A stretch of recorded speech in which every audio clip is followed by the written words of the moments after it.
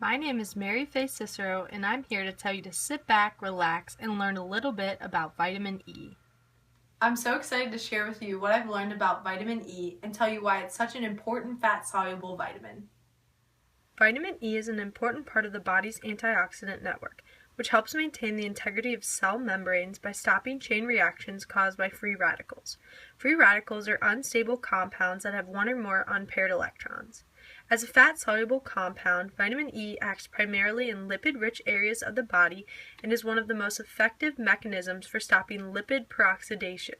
By donating hydrogen to lipid radicals, vitamin E stops the peroxidation chain. More than 5.7 million people in the United States have heart failure, with 50% of patients dying within 5 years of diagnosis. The study that I read about explained that antioxidant therapy has been identified as a promising intervention that may reduce the risk. This study, done by the American Heart Association, examined almost 40,000 women 45 years of age or older.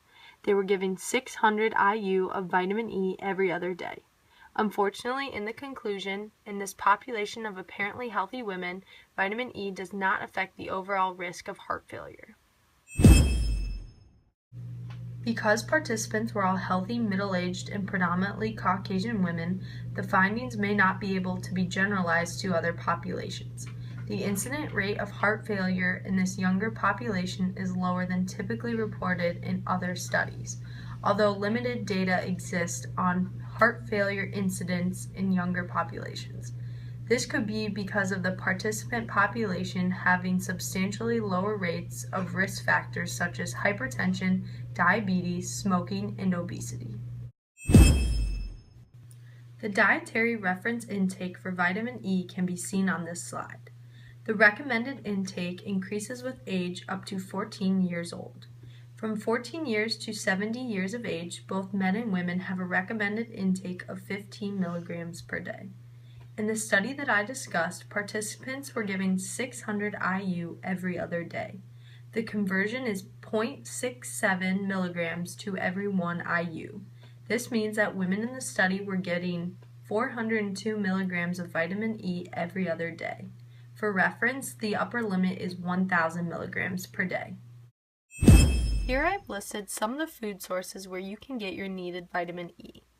For example, 1 ounce of sunflower seeds has 7.4 milligrams of vitamin E. 1 tablespoon of wheat germ oil has 20.3 milligrams, and 1 ounce of almonds has 6.8 milligrams. Deficiency is rare in humans. Individuals with the greatest risk are those with fat malabsorption conditions such as cystic fibrosis or Crohn's disease, smokers, or premature babies.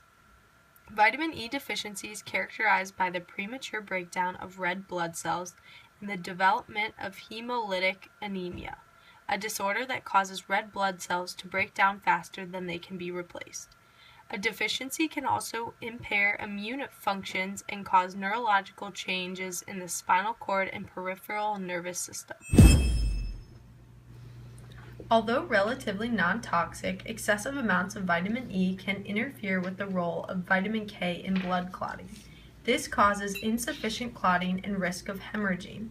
These risks are a particular concern in individuals taking daily aspirin or other medication to prevent clots. The upper limit, as stated before, of vitamin E is set at 1,000 milligrams or 1,500 IU from natural sources or 1,100 IU from synthetic sources. However, mega doses of vitamin E can cause you headaches, tiredness, double vision, and diarrhea. Thank you so much for joining me today in my presentation on vitamin E. Let me know if you have any questions.